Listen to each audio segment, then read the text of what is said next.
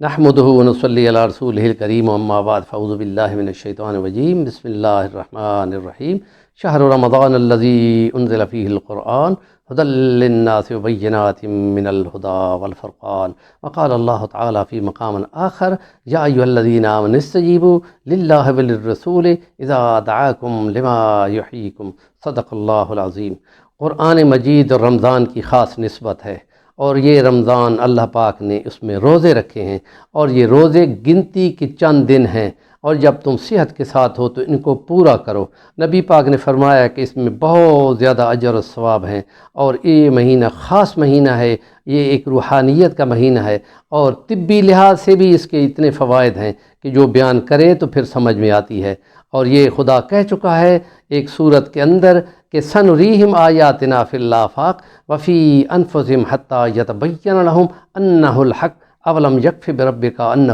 علی کل شیء شہید،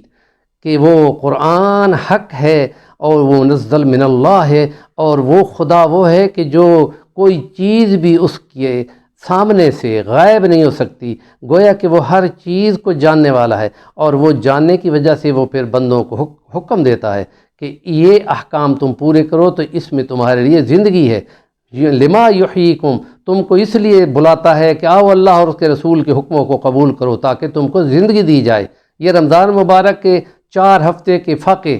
1 مہینے کا فاقہ، 11 مہینے کھاؤ پیو، 1 مہینہ فاقہ کرو۔ یہ فاقہ کرنا کیا ہے؟ خدا کہہ رہا ہے ان قریب ہم تم کو اپنی نشانیاں دکھائیں گی کہ تم پکار اٹھو گے کہ یہ اللہ کا قرآن حق ہے، اور وہ خدا جو ہے ہر چیز کی خبر رکھتا ہے، اور وہ خدا کی اس کمال کی چیز کو کائنات کے اندر بھی ہم تم کو نشانیاں دکھائیں گے، اور تمہارے اپنے وجود کے اندر بھی نشانیاں دکھائیں گے۔ یہ کچھ سال پہلے جاپان کے ایک ریسرچر نے، سائنسدان نے یہ چیز ریسرچ میں نکالی تھی کہ اگر 3 ہفتے یا 4 ہفتے کا ایک خاص ٹائم کا فاقہ کر دیا جائے، وہ کہتا ہے 9-10 گھنٹوں کا فاقہ کر دیا جائے، تو جسم کے اندر جو ایلیمنٹ زائد بن جاتے ہیں اور جو باعث بنتے ہیں کینسر کا، یہ روزہ جب رکھا جاتا ہے، ہم یہ کہتے ہیں کہ یہ 4 ہفتوں کا فاقہ یہ ان ایلیمنٹس کو خود بخود کھا جاتا ہے اور وہ ختم کر دیتا ہے، تو وہ ایلیمنٹ ختم ہو جاتے ہیں۔ ہم کہہ رہے ہیں کہ وہ جاپانی ہیں، وہ تو بدھ مذہب کے ہیں، اسلام کی بات تو نہیں کر رہے، لیکن وہ اپنی سائنسی ریسرچ دے رہا ہے، شواہد ہمارے اس قرآن مجید کے مطابق آ رہے ہیں۔ اور کبھی کسی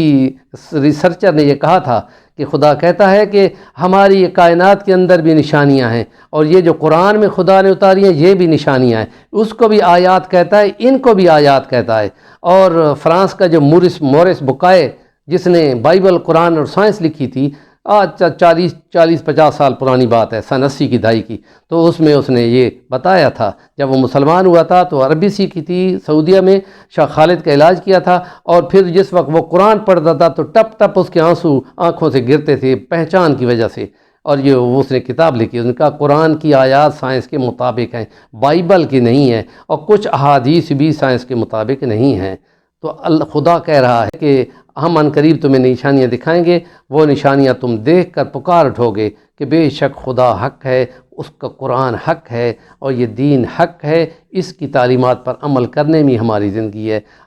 ہمارے چینل کو سبسکرائب کریں اور آگے پہنچائیں، اور الدال علی الخیر کفاعلہ، نیکی کی بات کو